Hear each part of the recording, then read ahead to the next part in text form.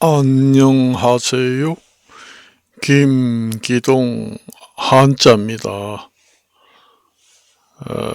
오늘은 날씨가 어제까지만 해도 한여름이었는데 오늘은 날씨가 평년 예전 기온으로 돌아갔습니다.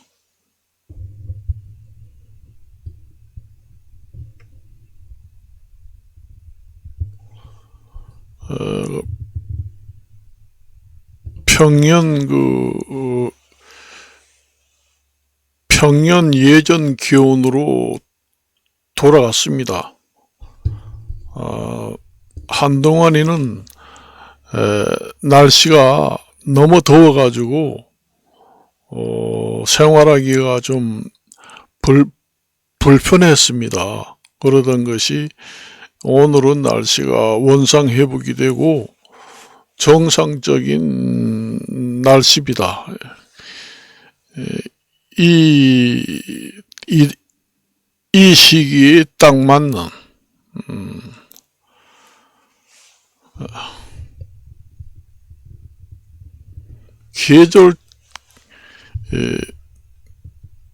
계절도 엎치락 뒤치락 해서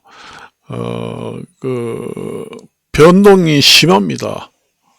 더웠다 정상이 됐다 그렇게 해서 그래서 오늘 뉴스를 보니까 미국에서 중국한테 이란이 공격을 좀 멈추게 해달라 하니까 중국에서는 NO 이렇게 했다고 합니다. 보니까 미국에서는 늘상 NO 하는 대답만 듣게 되네요. 호르무즈 해협 그 다음에 홍해 때문에 이란하고도 이제 접촉을 할 때 호르무즈라든가 홍해 이런 걸 공격하지 말고 어느 화물선이라도 자유롭게 통과하고 또 전쟁도 서로 협의해서 끝내자. 그렇게 이제 미국이 이란한테 제의했는데 이란에서 NO 그렇게 했잖아요. 이란도 콧대가 높고 중국도 콧대가 높고 러시아인데 얘기해도 또 NO 할 겁니다. 그러니까 중국, 러시아, 이란의 콧대가 엄청나게 높다. 결국은 미국에서는 항상 부탁을 하고 좋지 못한 대답, NO 하는 대답만 듣게 됩니다. 그것이 하나의 나쁜 점도 아니에요. 명분을 쌓기 위해서 그렇게 할 수 있습니다.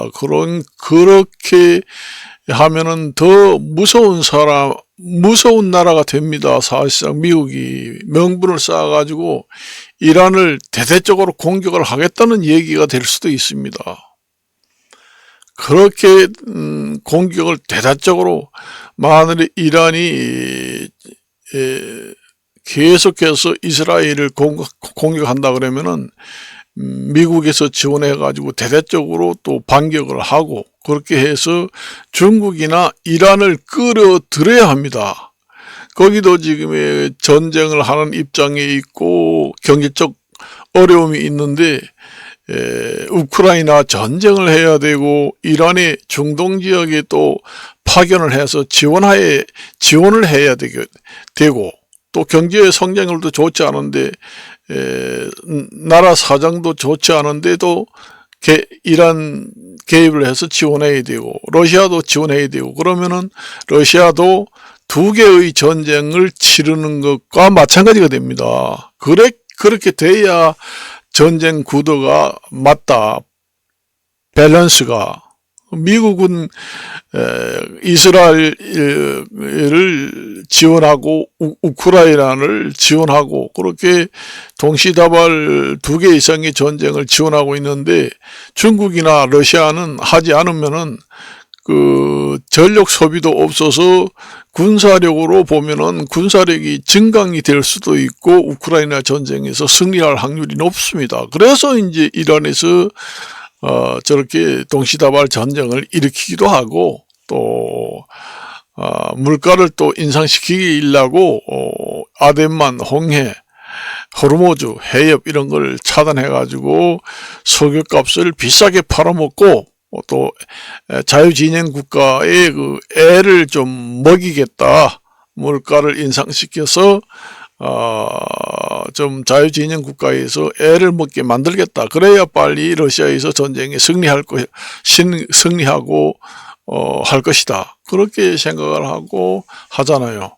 결국은 자유진영 국가에서는 그 사람의 그 목구멍과 같은 그 바다 항로, 직항로를 완전히 아덴만, 홍해, 호르무즈를 다 봉쇄 내지는 화물선 공격을 해서 방해를 하게 되면은 결국은 자유진영 국가 전체 전 세계 자유진영 국가 한국을 비롯해서 모든 국가가 물가 인상이 더 심해지고 경제난 때문에 허덕이고 애를 먹게 됩니다. 그래서 내가 저번에도 얘기했지만은 거기 중동 지역의 이란을 한번 혼을 내서 다시는 그런 일이 없도록 확실한 교훈을 남기고 휴전을 하든지 뭘 하든지 해서 끝내야지 유야 무야 어중중하게 휴전을 하고 끝나게 되면은 또 다른 지역에서 전쟁이 발발하게 되면은 그러한 또 나쁜 습관이 또 발동이 돼서 전쟁을 또 일으키고 난리를 칩니다. 그것이 참 고약한 나라의 행동이다. 그렇습니다.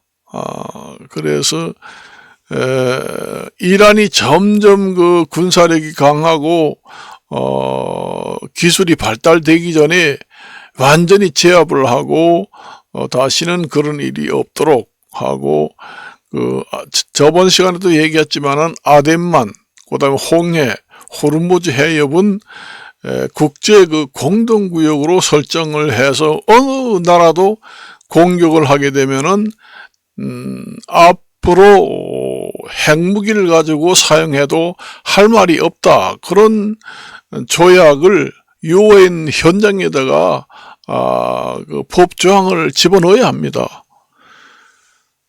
자유진영 국가를 위해서도 아니고 공산진영 국가를 위해서도 아니고 세계 모든 나라 자유진영 공산진영을 떠나서 전 세계 모든 나라가 아덴만이라든가 홍해 호르무즈 남중국해 이런 데를 자유롭게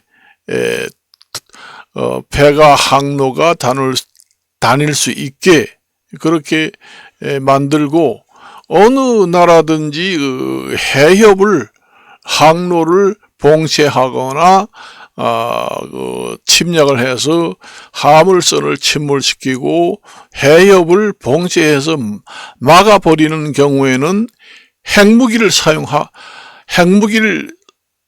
사용해도 된다. 그렇게 UN 헌장에다가 법조항을 집어넣어서 강력한 제도적 장치를 마련해야 되지 않겠는가 그렇게 생각이 됩니다.